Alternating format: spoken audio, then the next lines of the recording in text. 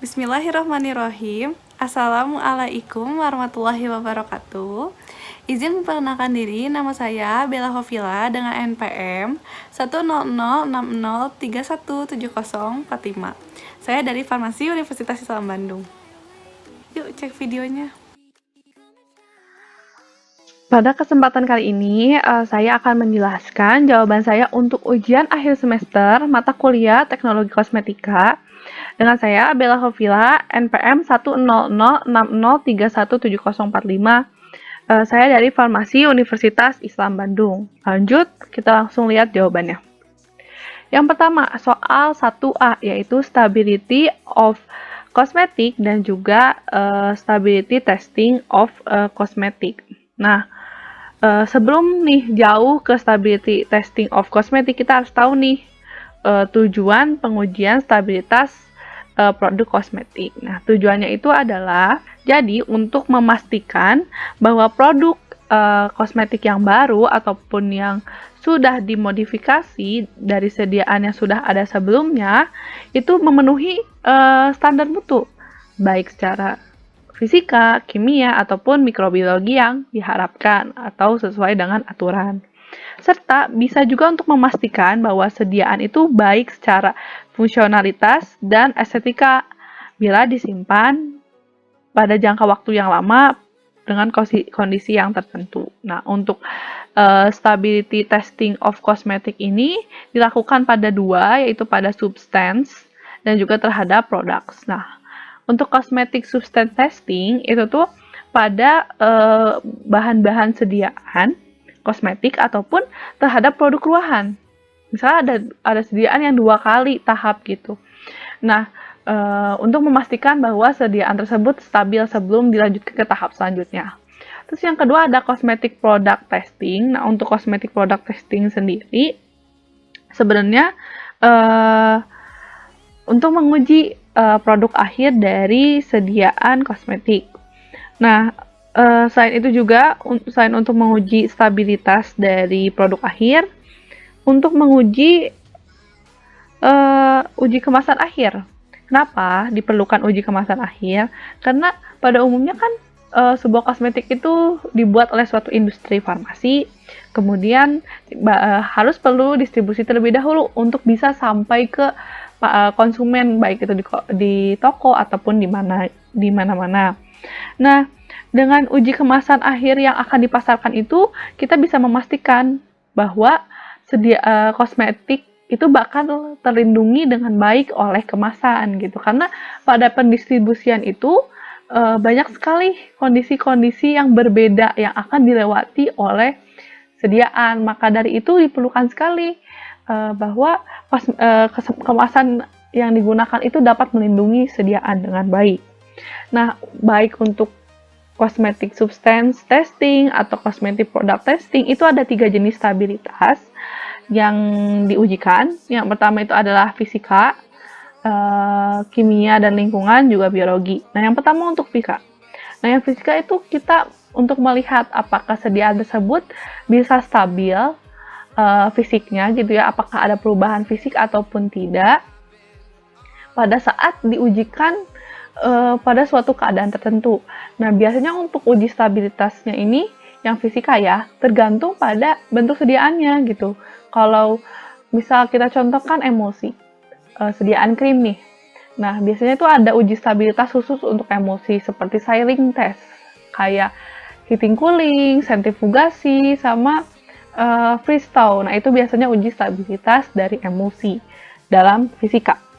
Nah, terus yang kedua ada kimia dan juga lingkungan. Nah, tujuan dari uji stabilitasnya sendiri itu untuk melihat apakah sediaan tersebut bisa tahan terhadap reaksi kimia yang mungkin akan terjadi pada sediaan dan juga pada lingkungan gitu, pada saat disimpan sediaannya di lingkungan apakah bisa bertahan dengan parameter-parameter tertentu. Nah, untuk parameter di lingkungan sendiri yaitu pH, suhu, RH, dan kalau untuk reaksi kimianya itu biasanya ada reaksi-reaksi yang terjadi apakah bisa tahan terhadap hidrolisis, oksidasi, dan juga fotolisis. Yang terakhir ada biologi. Nah, untuk biologi sendiri ada dua, ada cemaran mikroorganisme dan pengaruh enzim atau hormon. Jadi perlu menguji cemaran mikroorganisme karena tujuan kosmetik itu kan untuk memperbaiki ya, memperbaiki penampilan gitu kan. Pokoknya selain mengobati. Nah, apabila nih misalkan pakai foundation di wajah, ternyata foundation tersebut malah mengandung mikroorganisme cemaran, maka yang tadinya berniat untuk meratakan warna kulit malah menjadi ada jerawat. Nah, itu kan merugikan ya. Nah, selanjutnya itu ada pengaruh enzim atau hormon. Nah, jadi sediaan ini wajib sekali stabil untuk jika bertemu dengan enzim ataupun hormon. Karena kalau bisa stabil gitu, karena kan nanti digunakan di kulit gitu atau bagian-bagian tubuh tertentu di rambut dan sebagainya macamnya yang memang ada enzim dan hormon. Apabila sediaan rusak ya efektivitas sediaannya juga menjadi berkurang gitu kan, malah bisa menjadi tidak efektif. Nah, untuk protokol uji stabilitas bisa mengacu kepada ASEAN Cosmetic Dokumen dan CPKB ASEAN. Yang kedua ada IECH atau International Conference of Harmonization.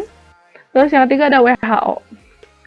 Nah, soal yang B itu mikrobiologi on cosmetic itu tuh dan mikrobiologi testing of cosmetic itu apa aja. Nah, jadi sebenarnya dalam sediaan itu ya nggak boleh nih dalam sediaan kosmetik itu ada mikroorganisme. Nah, pasti nih, tapi kan karena sediaannya itu nggak steril ya, jadi bisa aja ada mikroorganisme yang ada gitu. Nah, mikroorganisme ini kalau misalkan pada saat penggunaan sediaan gitu, misalkan ke kulit, itu ada beberapa hal yang bisa merugikan gitu. Merugikan untuk kita. Yang pertama bisa menjadi infeksi pada saat pemakaian, perubahan warna pada sediaan, pembentukan gas, dan muncul bau yang tidak enak dari sediaan. Nah, ada beberapa mikroorganisme yang umumnya mengkontaminasi kosmetik. Yang pertama itu ada Enterobacter, ada Serratia spp, ada Klebsiella spp, sama Pseudomonas spp. Nah, seperti yang dilihat di kanan, what's growing in your makeup? Maksudnya tuh, ada apa sih yang tumbuh di makeup kita? Nah, kita kan nggak tahu ya. Nah, maka dari itu, sebenarnya untuk bisa menghindari pertumbuhan mikroorganisme yang ada di sediaan, bisa digunakan yaitu preservatif atau pengawet. Mengapa? Karena pengawet itu sangat penting untuk sediaan kosmetik, karena pengawet memiliki aktivitas antimikroba yang dapat menghambat dan membunuh pertumbuhan mikroorganisme pada sediaan kosmetik. Untuk mikrobiologi testingnya ada 4. Yang pertama yaitu preservative efficacy methods. Nah, itu tuh ada beberapa cara yang bisa dilakukan. Nah, ada general prosedur, ada mengikuti CTFA atau Cosmetic Toiletry and Fragrance Association, ada STM atau American Society for Testing Material, dan USP method. Nah, si preservative efficacy method itu untuk mengetahui aktivitas atau efektivitas dari pengawet. Terus yang kedua ada test for factor affecting preservative efficacy. Nah, jadi untuk yang kedua ini, itu untuk melihat faktor-faktor yang mempengaruhi pengawet gitu. Nah, bisa dilakukan beberapa cara, yaitu ada inoculum preparation and handling, ada recovery condition and plating concern. Terus yang ketiga ada general consideration for formulating preserved products. Nah, untuk ini tuh jadi kayak pertimbangan umum untuk melakukan formulasi sediaan kosmetik yang mengandung pengawet. Nah, ada beberapa cara yang bisa dilakukan, yaitu ada interaction of preservative atau pengawet, ada water activity, dan contents consideration. Jadi intinya si general consideration for formulating preserved products itu untuk ada beberapa pertimbangan yang harus dilakukan gitu pada sediaan yang memang mengandung pengawet. Terus yang terakhir ada microbial content test atau untuk mengetahui jumlah mikroba yang ada pada sediaan. Gitu. Nah, bisa dilakukan dengan general procedure, USP test, package test, environment and monitoring test, and identification of microbes.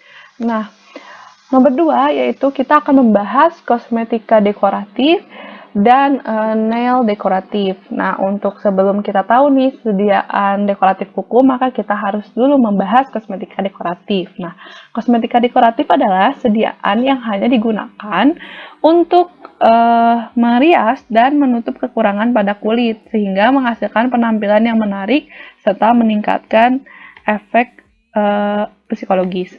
Nah, sebenarnya untuk kosmetik dekoratif ini emang benar meningkatkan efek psikologis.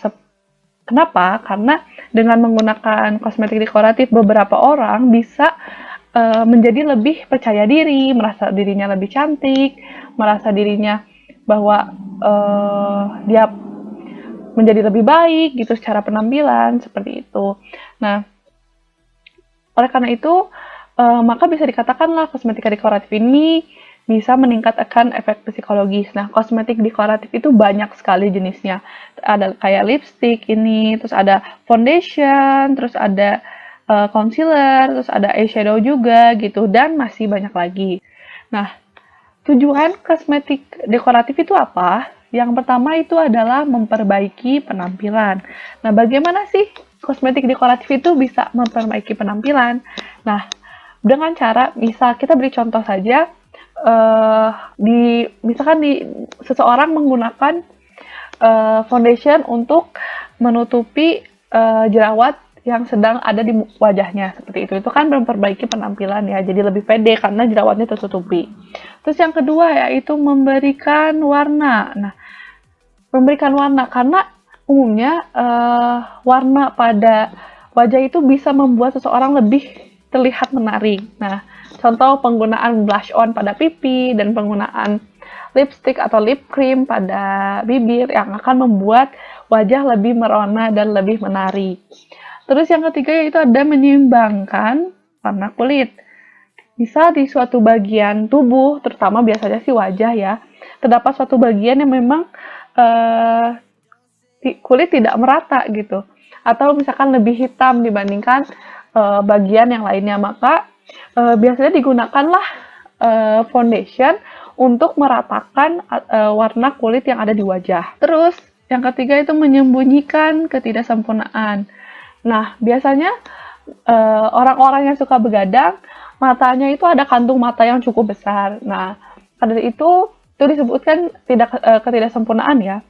Maka orang-orang banyak sekali untuk menyembunyikan kantung matanya yang cukup besar itu menggunakan concealer gitu. Nah, itu termasuk kosmetika dekoratif. Nah, yang kelima yaitu adalah perlindungan gitu. Nah, seperti itu. Umumnya, kosmetika dekoratif ini memberikan warna pada bagian tubuh kita atau menghiasi wajah kita. Nah, zat pewarna pada kosmetik dekoratif itu dibagi menjadi dua. Ada yang disebut dengan dyes, ada yang disebut dengan pigments. Nah, kalau dyes itu tuh jadi zat pewarna yang ada pada sediaan kosmetik dekoratif itu larut dalam medium di mana pada saat sediaan itu digunakan. Misal kita beri contoh pewarna rambut ini. Nah, pewarna rambut ini pada saat kita mengecat rambut, maka kan pewarna rambut ini akan mewarnai rambut kita gitu. Jadi rambut kita akan menjadi berubah. Nah, pewarna pada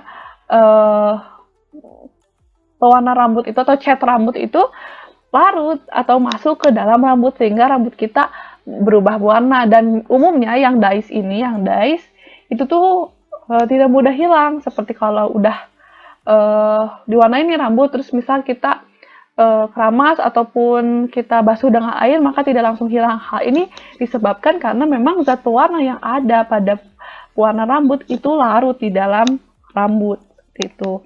Nah, berbeda hal dengan pigmen. Nah, kalau pigmen ini ya zat pewarnanya itu tidak larut.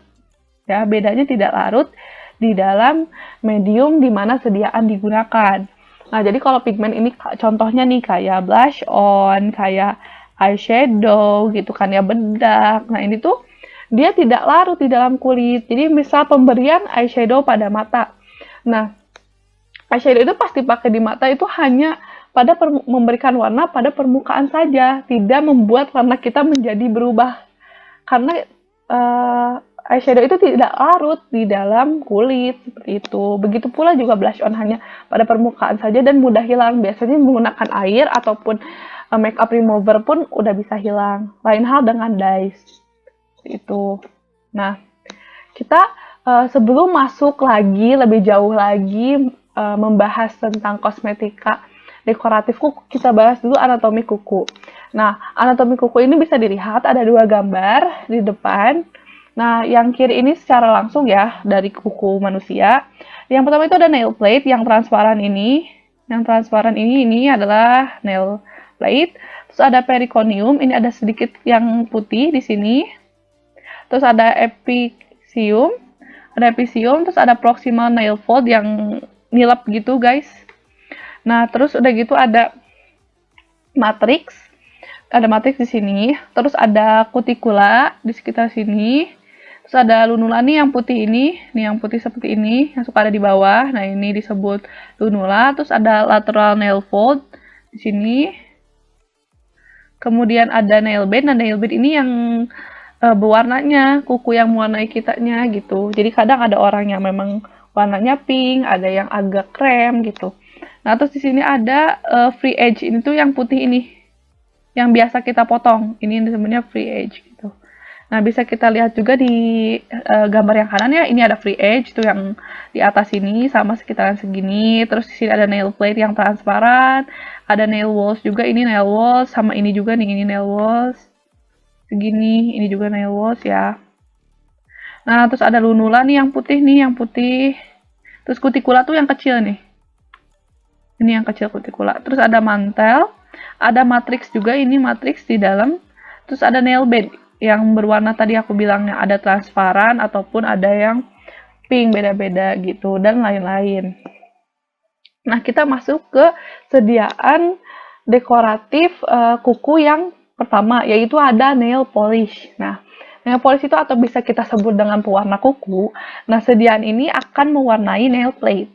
Jadi, pada saat sediaan ini diaplikasikan pada kuku, nanti dia akan menimpa atau memberikan warna pada nail plate dengan menimpa gitu caranya. Nah, sediaan ini termasuk zat warna yang pakainya tuh pigmen. Kenapa? Karena kan dia nggak membuat kuku jadi berubah warna gitu. Dan dia juga tidak larut karena dengan nail remover pun udah bisa hilang gitu.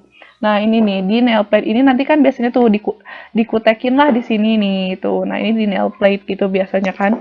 Nah, ini ada beberapa contoh nih yang Darcy atau ini ada produk-produk dari nail polish ini.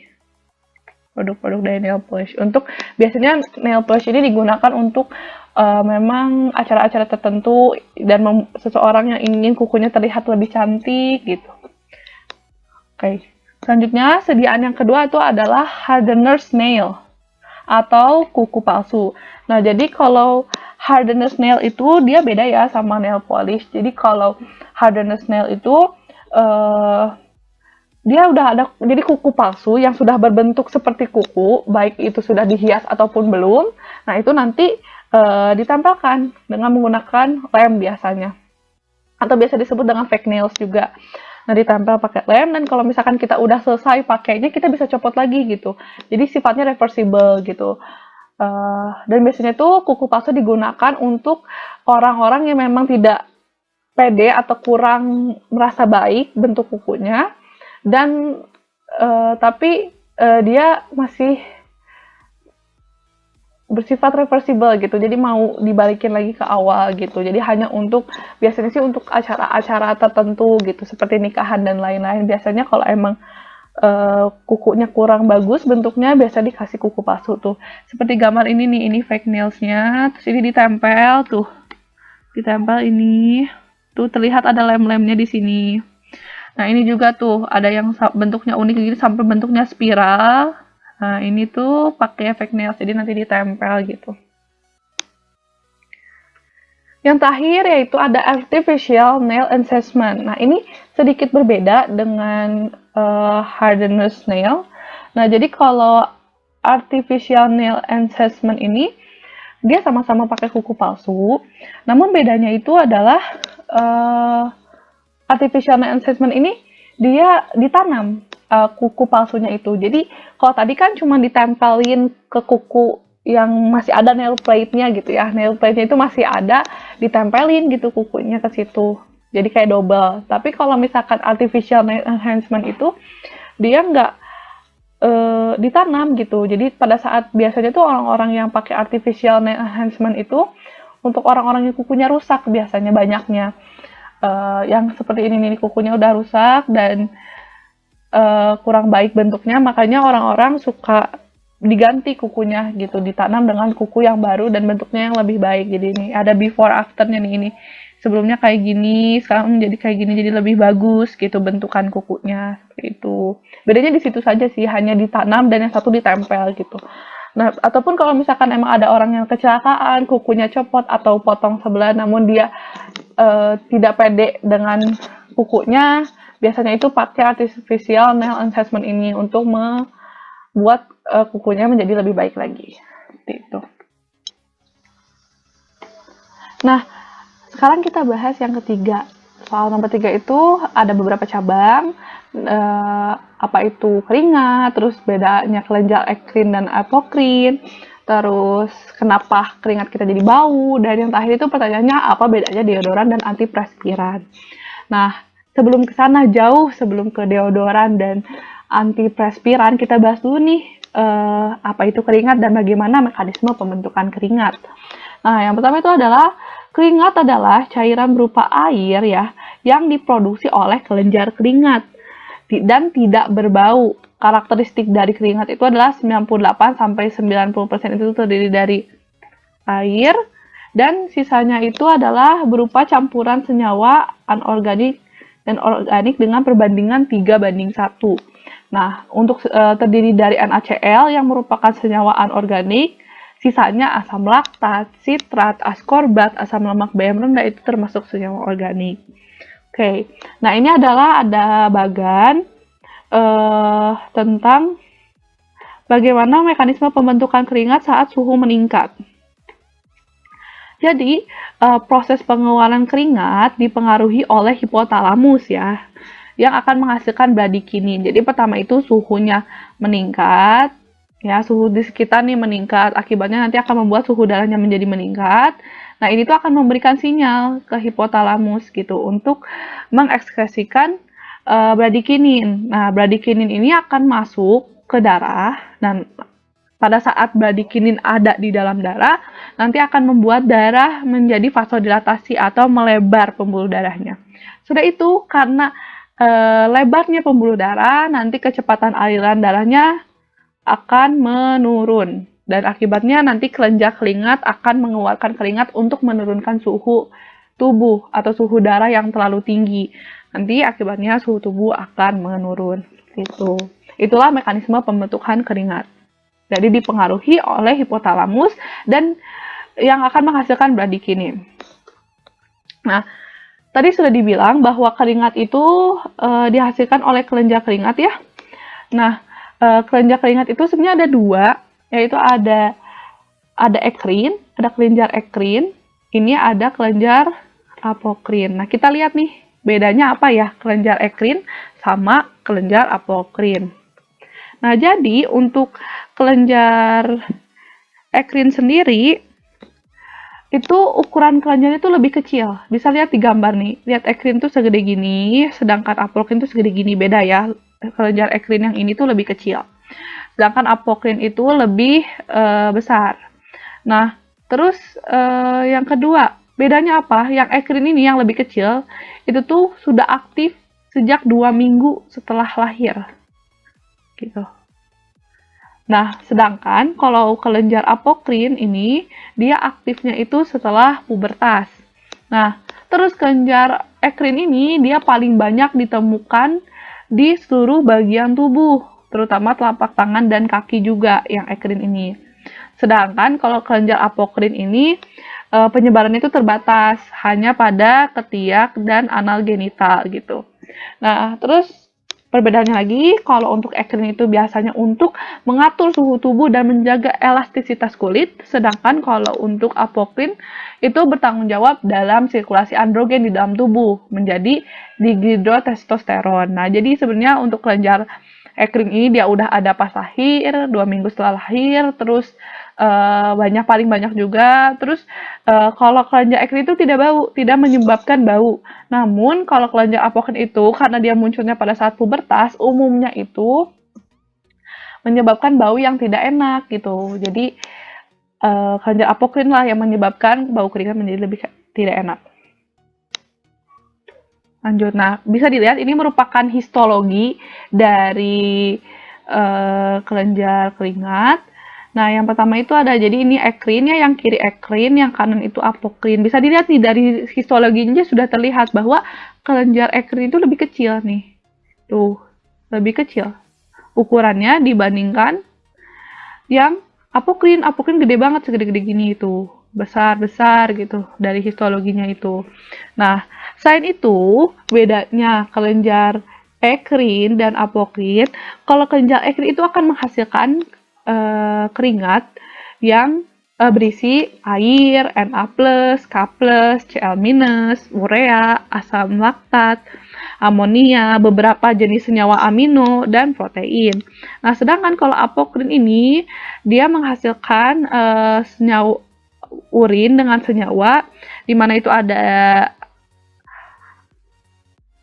substansi anorganik, terus ada organik substan yang mengandung es gitu ya, mengandung sulfur, terus ada lipid dan steroid. Seperti itu, bisa dilihat ya di gambar. Terus, mengapa sih keringat kita itu menjadi bau selain karena tadi memang kelenjar apokrin itu akan menghasilkan bau yang tidak sedap atau yang kurang enak lah ya gitu. Nah, sebenarnya keringat itu menjadi bau akibat karena adanya bakteri atau mikroorganisme lain yang ada di dalam keringat gitu. Jadi pada saat mikroorganisme ini memakan lah istilahnya, memakan atau menyerap senyawa-senyawa yang ada di keringat, nah nanti si bakteri ini akan menghasilkan limbah dari hasil dia memakan senyawa-senyawa. Nah, limbah itulah yang membuat keringat itu menjadi bau gitu ya, menjadi bau. Seperti itu. Maka dari itu. Oke, selanjutnya, nah, maka dari itu karena keringat itu pada dasarnya kalau yang dihasilkan oleh kelenjar apokrin memang bau, khususnya di ketiak dan anal genital. Terus karena pubertas juga, terus karena misalkan jika ada sedikit kontaminasi bakteri atau mikroorganisme lain saja sudah bisa membuat keringat menjadi bau, maka diperlukanlah suatu sediaan yang bisa membuat keringat itu tidak jadi bau gitu. Nah, ada 2 jenis sediaan yang bisa menjadi dekoratif untuk menghilangkan bau yang tidak sedap dari keringat. Yang pertama ada deodoran dan yang kedua adalah antiperspiran.